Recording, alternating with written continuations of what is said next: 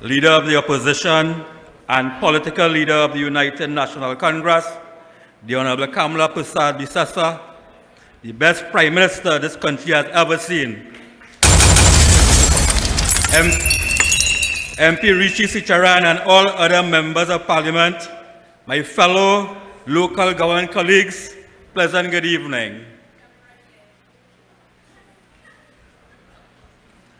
When I was told that I have to speak at this Monday night report here in St. Helena, I told someone about it, and she said to me, do not mention the size of the region and the population, etc., because you do it every time when you are given the opportunity to speak at forums like these. She said people would think you only have one speech. Sorry, I have to do it again. When funding allocated to the Kuba-Tabaki-Talparo Regional Corporation, of which I am the chairman, is just $586 per capita. That's been $586 per individual. The lowest in the country, as compared to Port of Spain, which is $6,046 per capita. I have to tell you, I must tell you. Let it sink into our heads about the type of government we are dealing with.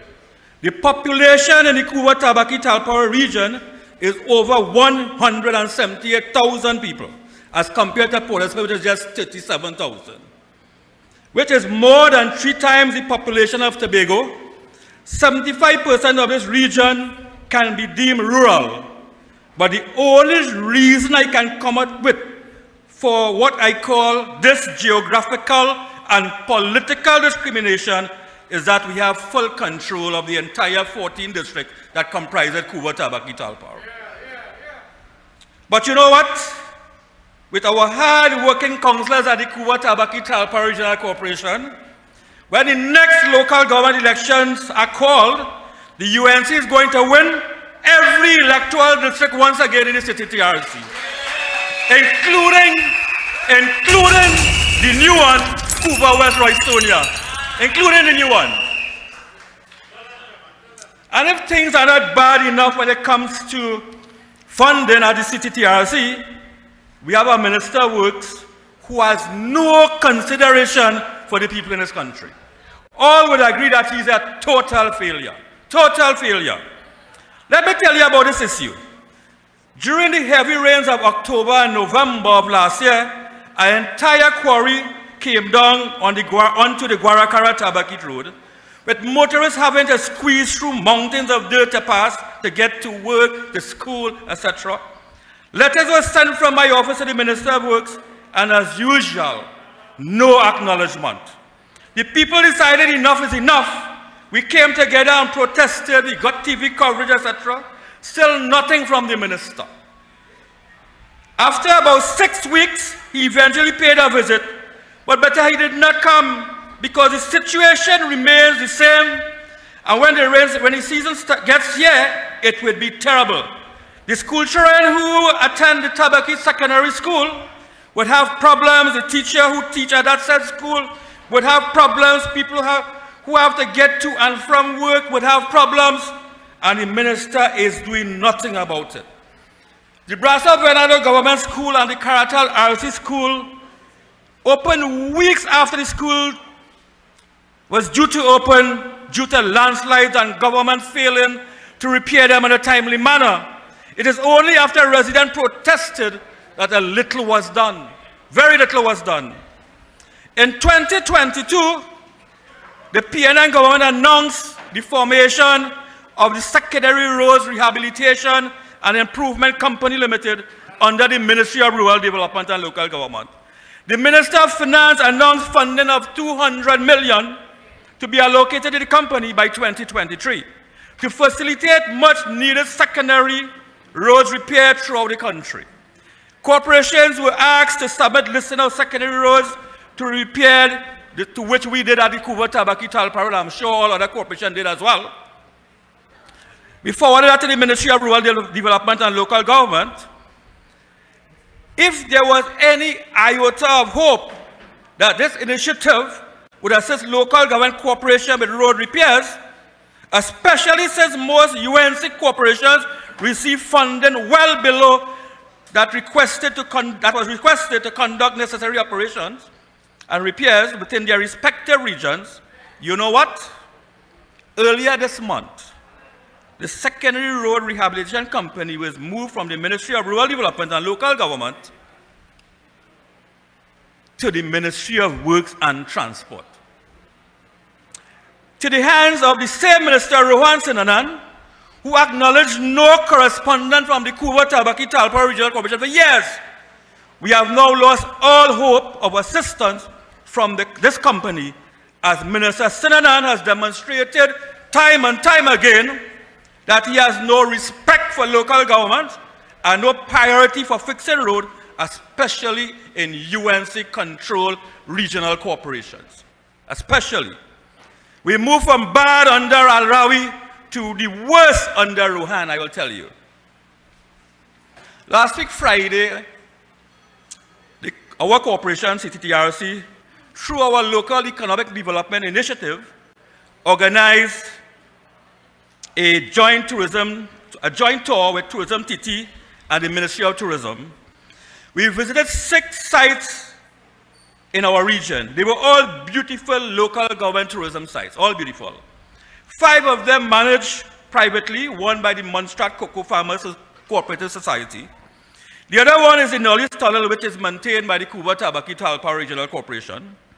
The management of Montserrat Cocoa Farmers Cooperative told us their biggest hindrance and issue is roads and a reliable supply of water in that area.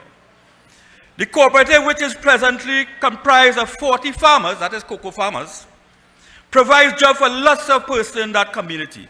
That's the Grand Couva, Pepper Village, Flanagan Town, Brasso, etc. Farmers 8 years ago were getting $4.65 TT for a kilogram of wet cocoa. Now, due to the cooperative, they are now getting $11 per kilogram, TT dollars, plus dividends. Yet the government sees they are not interested in helping farmers like this cooperative with their roads and regular supply of water. The San Salvador Estate House, a very beautiful entertainment hall, which some of our colleagues loved, which members of public can rent for events such as wedding, and it's only $10,000 for a wedding, in the beautiful cocoa fields in Montserrat, the hills of Montserrat. They also lamented the condition of the roads which fall under the Ministry of Works and a lack of pipe-borne water in that particular area as well. It is so sad to see the neglect of rural communities by this PNN government. But I hear they are trying to correct this PNM rural neglecting by going total country neglect now. So they move from rural development, rural neglect to total country neglect. Because I'm hearing the brothers and sisters on the East-West corridor saying things hard, no jobs, high cost of living affecting them as well. Crime is the order of the day. I want to tell them to come over, as the Rasta man would say, rock and come in the UNC. UNC is all embracing. That is why I am here, all embracing, with a leader who is very compassionate, humble and caring for those who are lesser fortunate. A leader with a vision on how we can make a better society and a better country. Not like the fellow who, when he's on a political platform, speaks things that have no value to us as a nation. He talks about how a young girl back on him, and he say, That is rum shop talk. That is rum shop talk. We want to hear how you're fixing the roads. Your minister said, your minister of works, that is, said that 50% of the roads are repaired. Where, Rohan? Where are those roads, that 50% of the roads that was repaired? Councillors, do you know anywhere that road repaired? I don't know. I don't see that nowhere in our area. We want to know how I want the Prime Minister to tell us how you're dealing with crime. Because my Rasta Idrin, who is the Minister of National Security, I know how. I want to know what you're doing to create jobs for young people in this country, not on no girl back on you and thing. I want to know that. You understand? Brothers and sisters, when Kamala Persal-Bissessor was the Prime Minister of this country, she extended open hours of health centers in rural communities. Before her time, the open hours were 8 a.m. to 4 p.m., right? Monday to Friday. We moved it, and that's the way the UNC and Kamala Persal-Bissessor moved that from 8 p.m. to 10 p.m. on weekdays and 8 a.m. to 2 p.m. on a Saturday and Sunday as well. You know what? As the government came back into office, they reverted to the 8 a.m. to 4 p.m. Monday to Friday. No Saturday and Sunday in rural communities. Health center don't open around this time again. I want to tell you a little story. On Saturday, the 1st of June 2019, a brilliant young man by the name of Amir Ramdani, aged 19 from Tabakit, suffered an asthma attack. Because the health center in Tabakit was closed on Saturdays, as I just mentioned, he died while trying to reach the Couva Health Facility. He died around 9 a.m. that Saturday morning. I went to that funeral, and the parents of that young, aspiring man was so heartbroken.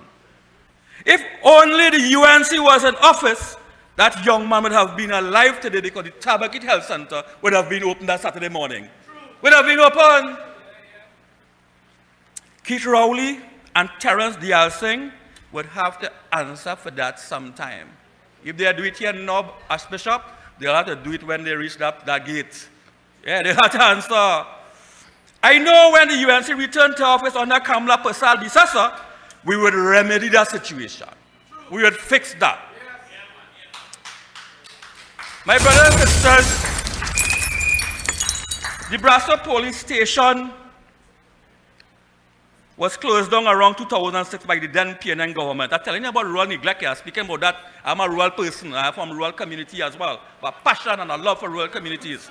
Right? In 2006, by the then PNN government, due to that was the Brasso police station being closed down because it was dilapidated. They don't only close down Petrotrin and Sugar, and they closed down police station too. That's PNN for you. The officer was housed at the Grand Couva police station. Not too long after that, we saw a hike in criminal activities in that police district. We had the kidnapping of 9-year-old Nisha Sitaram, the gruesome killing of 14-year-old Rebecca Sogrim. I went to that funeral as well. She left for school and never made it back home. She was found not too far from her home a couple of days after. Then the famous Paramford killing of a young man by the name of Kenneth Sabero as well. All that was happening while the Brasso police station was closed down. We protested for the rebellion of that Brasso station when people said enough is enough. We walked from Tabakit to the police station, which is about 7 miles, protesting. My then colleague, former councillors, the late Sahade Bondu and Paras Ramuta, walked from Caparo and they met us on the police station site in Brasso. We put on white, we marched, nothing doing. We held candlelight vigils, nothing doing. We prayed, we rang bells, nothing doing. All they killed one another up in Tabakit, they didn't care. Thank God, Kamala Persal-Bissessor became Prime Minister in 2010. And in 2013, we had a brand new police station, state-of-the-art, constructed in Brasso. In 2013, brand new. My brothers and sisters, I want to tell you that very shortly will be a time of decision. Very shortly we will be called upon to cast a vote to determine the future of this country and our children and so on. Not for us so much, but for our children and grandchildren. When I hear about things happen in this country, I'll be worried about my grandchildren. Those are the people that I'm concerned about. And we have a decision to make. Make the right decision because we are told politics determines so much in this country. The price of bread, the quality of education, the kind of transport you get about for transport, the quality of your health care in your country. Those are the things we'll be making a decision upon. And whether or not they're treating my corporation right by giving me what is necessary to treat with the issues of the people who voted us as councillors in our various electoral districts and to represent them. and we will represent them. Because I love the UNC. We stand for what is right. We stand for the correct thing. So brothers and sisters, I thank you very much. Have a good night. Jah love and blessings all the time. This is a message to the nation.